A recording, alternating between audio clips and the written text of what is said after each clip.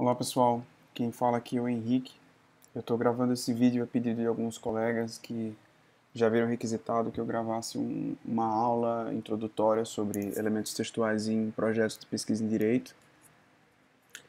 Esse vídeo então ele tem como propósito ser uma visão introdutória sobre cada um dos elementos textuais que são necessários em uma pesquisa em direito, em especial em um projeto de pesquisa em direito. Eu vou seguir a norma da BNT, mas, como dito, né, apenas uma introdução. Meu propósito aqui é que ele seja um vídeo bem breve, bem rápido, só para passar uma ideia geral e que com isso você ou quem quer que seja tenha base para saber construir um projeto de pesquisa. Antes disso, no entanto, eu queria trazer algumas considerações sobre o que é um projeto de pesquisa, para que serve um projeto de pesquisa, para quem é um projeto de pesquisa, né? Um projeto de pesquisa, como o próprio nome diz, ele é a etapa preparatória e anterior, preliminar à pesquisa propriamente dita. Então, teoricamente, se você vai fazer um artigo que expõe os resultados de uma pesquisa, se você vai fazer uma monografia, um trabalho de conclusão de curso, uma tese, uma dissertação, o que for, um livro, e essa obra, esse conteúdo que você vai publicar é científico, você deveria ter um projeto de pesquisa anterior. Esse projeto de pesquisa ele vai te indicar quais são os seus focos, quais são seus objetivos, o que você quer alcançar com aquela pesquisa, qual é a metodologia que você utilizou, qual o problema que você quer resolver, quais hipóteses que você partiu. Então, esse é a razão de ser de um projeto de pesquisa. Então, um projeto de pesquisa não é um resumo da futura dissertação, não é um resumo da futura tese, ele é apenas a etapa preparatória, ele vai apenas indicar o que vai ser feito. E isso é importante porque um dos maiores erros que a gente percebe é que muitas vezes as pessoas fazem projetos de pesquisa já deixando claro quais são as conclusões que elas vão ter na tese, ou na dissertação, ou na monografia, no que for. E não é esse o propósito do projeto de pesquisa.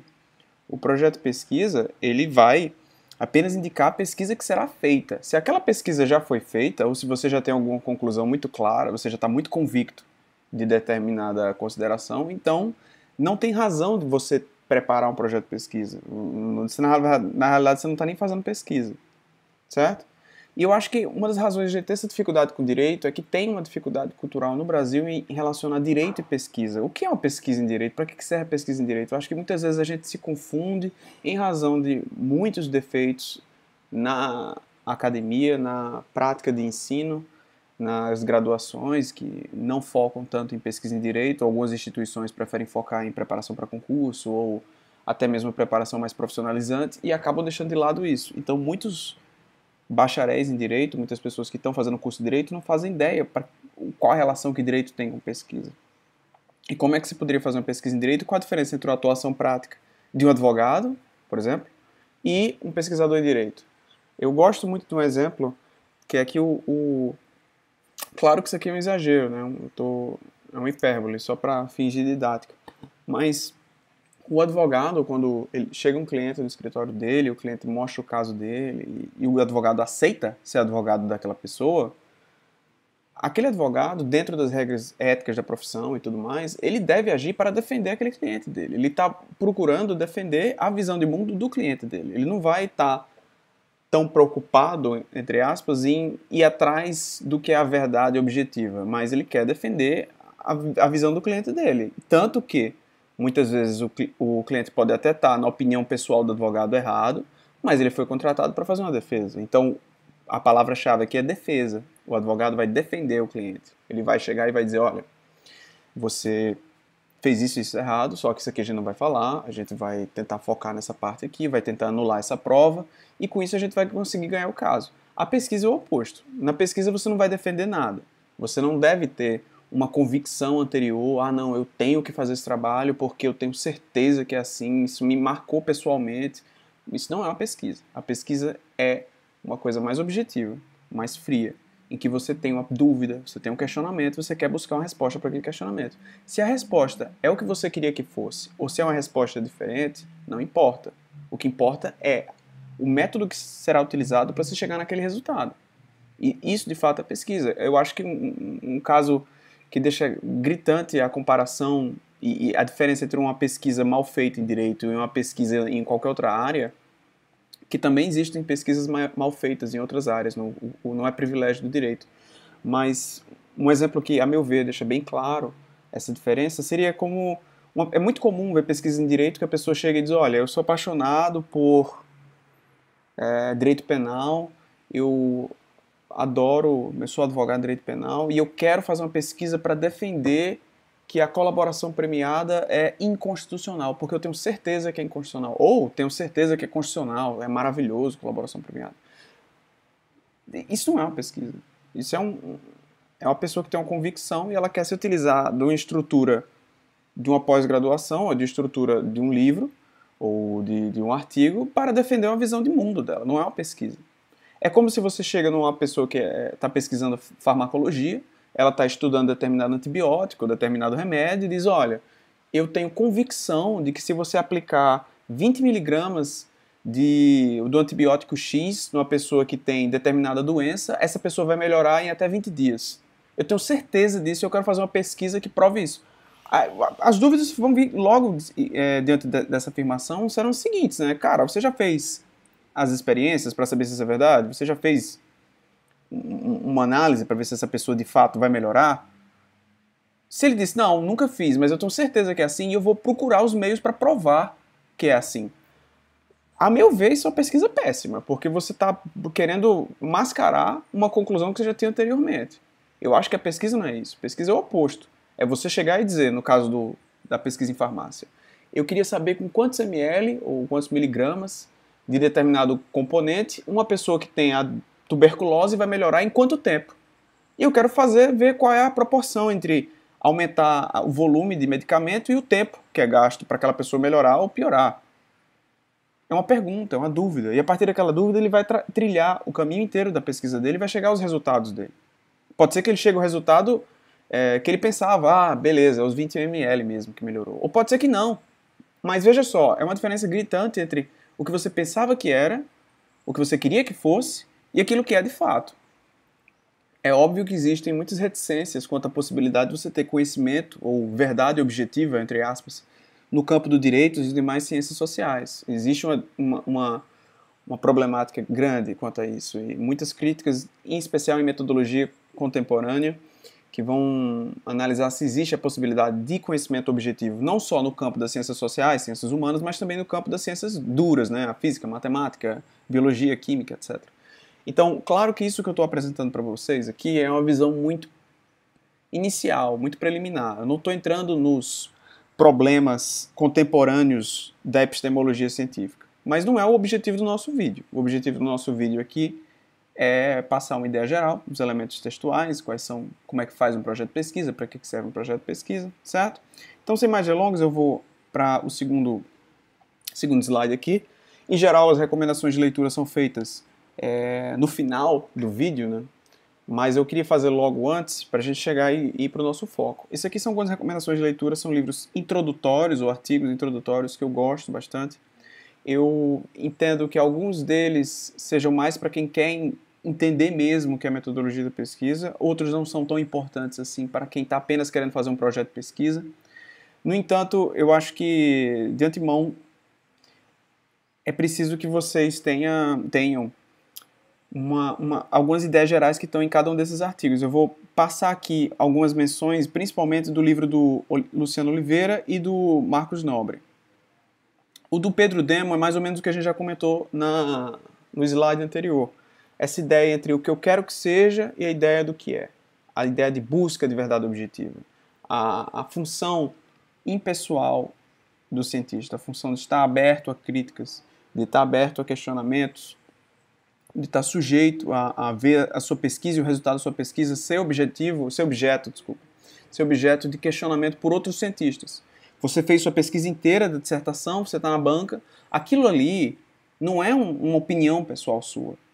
Aquilo ali não é uma coisinha que você ama, que você nutriu. Ali foi um trabalho que você fez. E o resultado que você chegou foi aquele.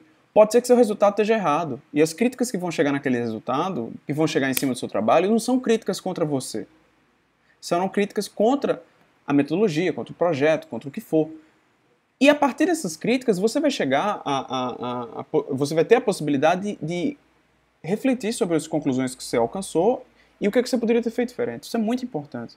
Porque a gente vê muito, principalmente no direito e nas ciências sociais, que existe uma mistura muito grande entre quem é a pessoa, quem é o cientista e o que ele está estudando. É uma pessoa, por exemplo, é muito comum isso. É uma pessoa que é advogada, aí entrou no mestrado, porque quer pesquisar sequestro internacional de crianças, porque a filha dela foi levada pelo marido que mora nos Estados Unidos. E está lá até hoje, ela tem processo andando, já gastou todos os neurônios com isso, vai dormir tarde da noite pensando nisso. Assim, é um estresse gigantesco na vida dela. Claro que depende da pessoa, mas a meu ver, uma pessoa que está nessa situação de forma tão imbrincada, tão íntima, num processo desse, ela não tem a frieza necessária para você fazer uma pesquisa sobre isso e chegar a um resultado que seja contrário ao que ela pensa. Imagine, por acaso, que ela quer resgatar a criança dela, a filha dela, e ela quer sustentar que determinada regra de guarda é inconvencional ou é ilegal. E no final da pesquisa dela, ela vê que não, que a regra de guarda é convencional, é constitucional, e que ela está errada, e que a filha dela, ou o filho dela, vai ficar nos Estados Unidos. Pessoalmente, eu acho que é muito difícil você ter uma conclusão dessa e se manter imparcial dentro de uma conclusão dessa. Seria, por exemplo, como um médico, um farmacêutico, um químico, que está estudando determinado composto para curar a doença do filho, que é um paciente terminal de câncer ou qualquer coisa do gênero. Aquela pessoa não vai ter a frieza necessária para estudar aquilo.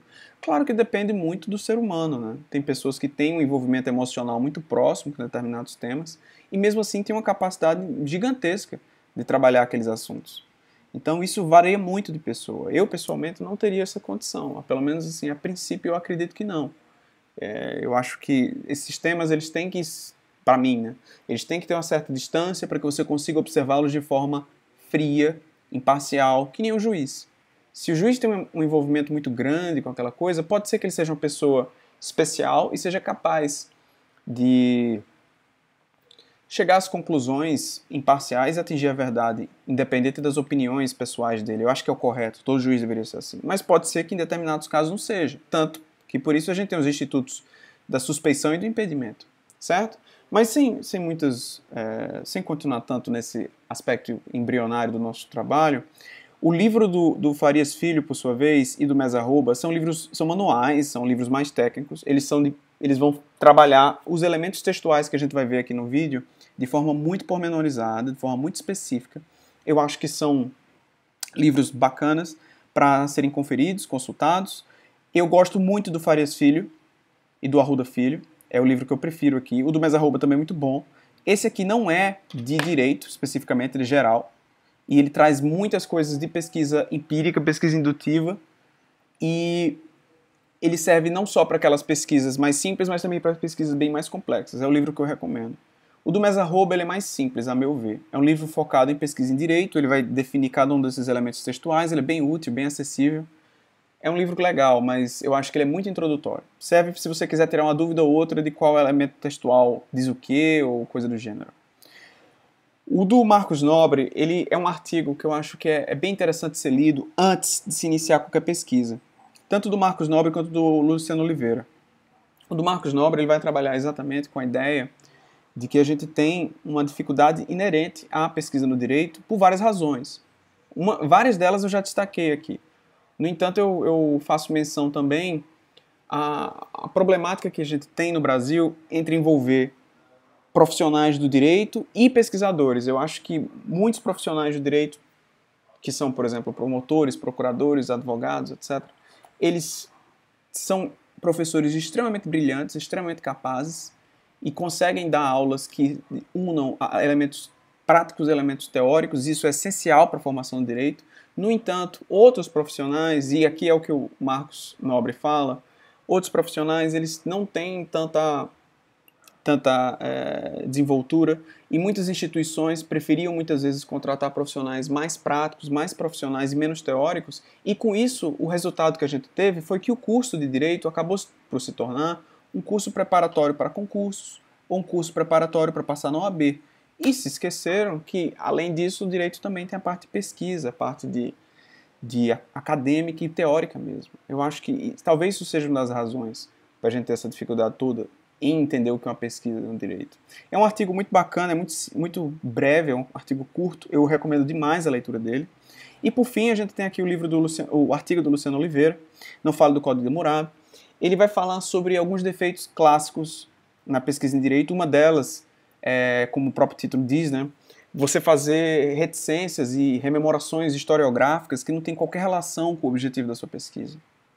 A gente vai trabalhar isso mais a fundo ao longo dessa apresentação, mas seria mais ou menos como se a gente tivesse um trabalho que vai falar sobre prevenção à lavagem de dinheiro, ou vai falar sobre sequestro internacional de crianças, corrupção, direito eleitoral, qualquer coisa. Vamos pegar o exemplo do lavagem de dinheiro. Vamos fazer um artigo sobre a colaboração premiada no combate à lavagem de dinheiro. E aí eu vou falar sobre colaboração premiada e lavagem de dinheiro. Hoje no Brasil, ou seja, a normativa contemporânea, a lei de lavagem de dinheiro, a lei de colaboração premiada, as duas que estão vigentes hoje. Eu vou falar delas duas no meu artigo, na minha dissertação, na minha tese. O problema é que muitas vezes as pessoas pegam e pensam que tem a necessidade de falar como era antes. Aí abrem o primeiro capítulo da dissertação da tese e vai ser sobre um breve histórico da lavagem de dinheiro no Brasil, um breve histórico do combate à corrupção no Brasil. Até em artigos se faz isso. O primeiro tópico é um breve histórico da prevenção à lavagem de dinheiro, o que for. E aí nesse histórico vai falar, porque em 10.000 a.C., na Babilônia, uma pessoa foi presa por lavagem de dinheiro. Isso não tem nada a ver com o trabalho que você está fazendo. Não, porque no Império a lei que regulamentava a lavagem de dinheiro não existia, mas o que existia era uma lei tal que punia quem roubava do imperador, ou não sei o quê. Isso não tem nada a ver com o projeto de pesquisa que está falando sobre a colaboração premiada na lavagem de dinheiro hoje. Se você tem um projeto que de fato é historiográfico, ou seja, não, olha, minha pesquisa é sobre a evolução da legislação de prevenção à lavagem de dinheiro no Brasil, da época da Primeira República, do Estado Novo, até hoje, ou da época da colônia até hoje. Certo, aí seu objeto é historiográfico, né? Seu método é historiográfico, seu objeto é a história daquela norma. É um trabalho de história do direito. E aí faz sentido. O problema é que muitas vezes, e isso eu tenho certeza que vocês já viram, pode até ser que vocês mesmos já fizeram isso em monografias ou coisa do tipo, é o primeiro tópico da sua dissertação, o primeiro tópico daquele trabalho que você está fazendo, ser sobre reticências e voltar ao passado e falar o que foi feito, o que não foi, sem ter relação direta com o objetivo específico, com os objetivos específicos, com o objetivo principal do seu trabalho, com relação zero com problema, hipótese. Então isso é um defeito gritante da pesquisa em direito. Outro defeito muito parecido é os interesses em direito comparado que são paralelos ao objetivo principal. Eu vejo muito isso também. Vocês com certeza já devem ter visto também. A pessoa vai fazer um trabalho sobre lavagem de dinheiro no Brasil, prevenção de lavagem de dinheiro no Brasil, colaboração, crimes de colarinho branco, e aí insere um capítulo sobre a prevenção de lavagem de dinheiro nos Estados Unidos, aí outro capítulo sobre a prevenção de lavagem de dinheiro em Portugal. Se aquele seu trabalho não é um trabalho de direito comparado, se você não vai trazer elementos de direito comparado naquele trabalho, não tem para que você fazer isso. A não ser que você queira se utilizar de um instituto específico deles lá. Não, olha, eu quero saber se o plea bargaining lá dos Estados Unidos pode ser aplicado ao Brasil. Beleza, aí seu trabalho tem um elemento de direito comparado, mas se seu projeto, seu trabalho é investigar a relação entre a colaboração premiada e a lavagem de dinheiro no Brasil, legislações brasileiras, diante da Constituição Federal de 88, cara, não tem nada a ver você vir falar de Portugal, dos Estados Unidos, isso é só para encher linguiça. E, no final das contas, vai tornar a sua pesquisa mais fraca, porque você pontas soltas. Para que você está falando disso se não tem nenhum propósito, seja didático, para fins do resto do seu projeto de pesquisa, ou seja, para cumprir quaisquer dos objetivos do seu trabalho? Então, isso é um elemento que precisa ficar claro. Eu acredito que, para encerrar já esses comentários preliminares, eu acho que isso é um dos maiores defeitos que a gente tem na pesquisa no Brasil, em direito especificamente. Que muitas vezes a gente confunde o que a gente quer botar no projeto com aquilo que deve estar no projeto. Eu sei lá, eu gosto da Argentina, eu gosto da Espanha, Eu fui passar a lua de mel na Espanha com minha esposa. Adorei a Espanha, fui lá para o museu tal, não sei o quê. Quero botar alguma coisa da Espanha no meu trabalho. Vou falar sobre os institutos de prevenção lavageiro na Espanha, no Brasil, em Portugal, não sei o quê, no Canadá. Certo, se seu trabalho for direito comparado Brasil e Espanha, ok. Agora, se seu trabalho tiver outro objetivo, não faz sentido, certo? Em resumo, é isso aqui. Vamos para o nosso terceiro slide. Como eu te disse no início do nosso vídeo, o foco central dessa série de vídeos que a gente vai fazer aqui é analisar os elementos textuais de acordo com a ABNT. A norma especificamente que a gente vai tratar é a NBR 15287. Ela é de 2011. Essa é a versão mais atual. Eu estou gravando esse vídeo em dezembro de 2019 e eu acredito que essa norma não vai modificar. Mas, caso modifique, eu acho que também não vai alterar tanta coisa. No entanto, é esse aqui que é o mais atual hoje, certo? Essa norma no ponto 422, ela vai indicar quais são os elementos textuais. Eles são os seguintes: o tema, o problema, a hipótese, os objetivos, justificativa, referencial teórico, metodologia, recursos e cronograma. Eu não vou ficar aqui explicando o que é cada um deles, dando um conceito teórico, abstrato, falar do que é metodologia de pesquisa, falar do Karl Popper, a lógica da pesquisa científica. Eu não vou falar disso, Thomas Kuhn, nada. O que eu queria fazer, que eu acho que é muito mais didático, vou passar cada um desses elementos textuais junto com vocês e a gente vai em conjunto escrever um projeto de pesquisa. Agora, a gente vai criar aqui, eu vou pensar num tema qualquer, um ou mais temas qualquer, e nos próximos vídeos a gente vai fazer esse projeto de pesquisa em conjunto. Então a gente vai passar por cada uma dessas fases e vocês vão ver que não é uma monstruosidade, é apenas uma forma de raciocínio e que o projeto de pesquisa vai nos apresentar o que a gente quer para a nossa pesquisa no futuro, ou o que a gente precisa fazer para atingir os objetivos daquela pesquisa no futuro, certo? Eu vou encerrar esse vídeo por aqui e a gente se encontra na segunda parte. Até mais!